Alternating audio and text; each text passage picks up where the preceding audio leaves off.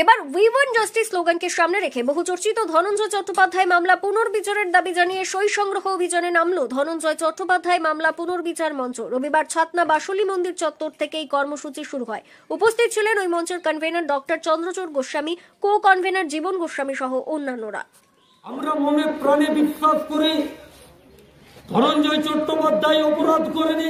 উল্লেখ্য, 1990 সালে কিশোরী হেতুল পারেককে ধর্ষণ করে খুনের অভিযোগ ওঠে ছাতনার কুলুডিহি গ্রামের ধনঞ্জয় চট্টোপাধ্যায়ের বিরুদ্ধে। দীর্ঘ আইনি প্রক্রিয়া শেষে 2004 সালের 14 আগস্ট কলকাতা আলিপুর সেন্ট্রাল জেলে ফাঁসি হয় ধনঞ্জয়ের। স্থানীয়দের দাবি, গ্রামের ছেলে ধনঞ্জয় চট্টোপাধ্যায়কে ফাঁসানো হয়েছিল। প্রথম জীবনে গৃহশিক্ষকতার কাজে যুক্ত থাকলেও পরে অভাবের তাড়নায় কলকাতায় কাজে যায়, আর সেখানেই তাকে ফাঁসানো হয়।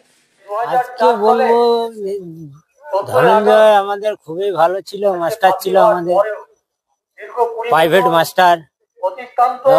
এখন এইরকম অবস্থায় তাকে মৃত্যুদণ্ড দেওয়া হয়েছে। তার জন্য কিসের জন্য মৃত্যুদণ্ড দেওয়া হলো তার একটা সঠিক বিচার তো হয়ে আজ তো পাইনি আমরা, পরিবারের লোক বা আমরা গ্রামের লোক, এখনো তো সঠিক বিচার পাওয়া যায়নি। তার জন্য এই আমাদের এখন যে মঞ্চ তৈরি করা হয়েছে, এই মঞ্চের মাধ্যমে আমরা বলতে চাইছি এই বিচার পুনরায় আরেকবার রিভিউ করা হোক। ধনঞ্জয়কে ভালো দেখেছি, ধনঞ্জয় মাস্টার ছিলেন, ভালো ছেলে ছিলেন। তারপরে পরিবারের অভাবের জন্য কাজে যায়, কাজে যাওয়ার পরে কলকাতায় গিয়ে এরকম কেস হয়ে ওঠে। তার কেসটা সঠিক বিচার এখনো তো হয়। ধনঞ্জয় চট্টোপাধ্যায় মামলা পুনর্বিচার মঞ্চের সদস্যদের তরফে বলা হয়, চণ্ডীদাসের মাটি ছাতনা, ধনঞ্জয়ের ফাঁসির মাধ্যমে এই মাটি আজ কলঙ্কিত। সেই কলঙ্ক মোচনে আমরা উদ্যোগী হয়েছি। ওই মঞ্চের কো কনভেনর জীবন চক্রবর্তী এদিন বলেন, আমরা তো দীর্ঘকাল ধরে এটা চালাচ্ছি। আমাদের একটাই উদ্দেশ্য যে ছাতনার মাটি প্রেমের মাটি, চণ্ডীদাসের মাটি। ধনঞ্জয় চট্টোপাধ্যায় আমাদের কলঙ্ক, আমাদের মাথার উপরে একটা কলঙ্ক চেপে আছে, এটা ধর্ষকের মাটি, এবং পরবর্তী প্রজন্ম যাতে এই কলঙ্ক থেকে উদ্ধার পায় তার জন্য আমাদের এই আন্দোলন চলছে। ভারতবর্ষের সর্বোচ্চ আদালত সুপ্রিম কোর্ট তার ফাঁসি দিয়েছে, কিন্তু আমরা সংবিধান মানি। তাই রাষ্ট্রপতির কাছে আমরা প্রার্থনা করছি যে যাতে এই কেসটি রিওপেন করা হয়। আমরা মুখ্যমন্ত্রীকে জানিয়েছি, আমরা অধীর চৌধুরী কংগ্রেসকে জানিয়েছি, আমরা আইনমন্ত্রীকে জানিয়েছি, আমরা বিজেপির রাজ্য নেতা রাহুল সিনহাকে জানিয়েছি, এবং শুভেন্দু অধিকারীকে জানিয়েছি। অর্থাৎ দলমত নির্বিশেষে প্রত্যেকের কাছে আমরা গেছি।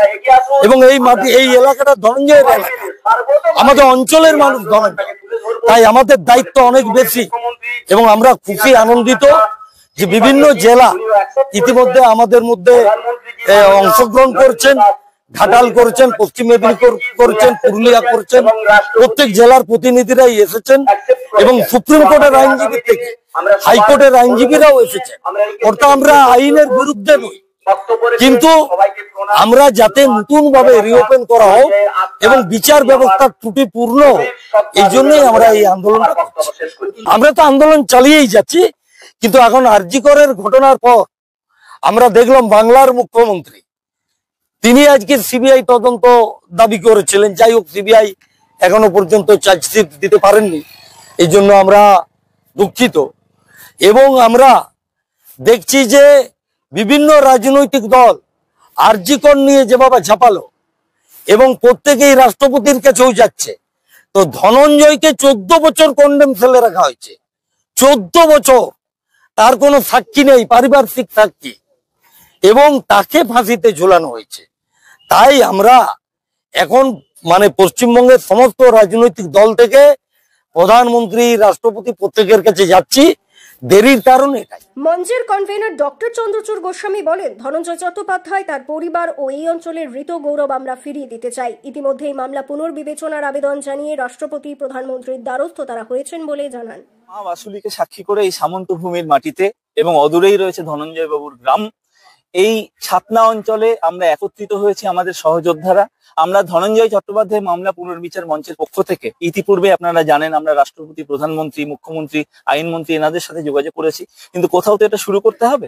তো যেহেতু এটা রেয়ারেস্ট অফ রেয়ার কেস এবং অলরেডি একজন মানুষের 20 বছর আগে ফাঁসি হয়ে গেছে, সেই কেসটা দেখুন ভাবতে হবে আমাদের এর আগে কিন্তু কখনো কোনো এইরকম মৃত্যুদণ্ডের আর কেস রিওপেন হয়নি, প্রথমবার হতে চলেছে। এখানে রাষ্ট্রপতির ভূমিকা অত্যন্ত গুরুত্বপূর্ণ, সমাজের সব স্তর থেকে আবেদন আসছে এবং তারই আমরা লিখিত কর্মসূচি আজকে সই সংগ্রহ অভিযান শুরু করলাম মা বাসুলিকে সাক্ষী করে এই সামন্তভূমি থেকেই।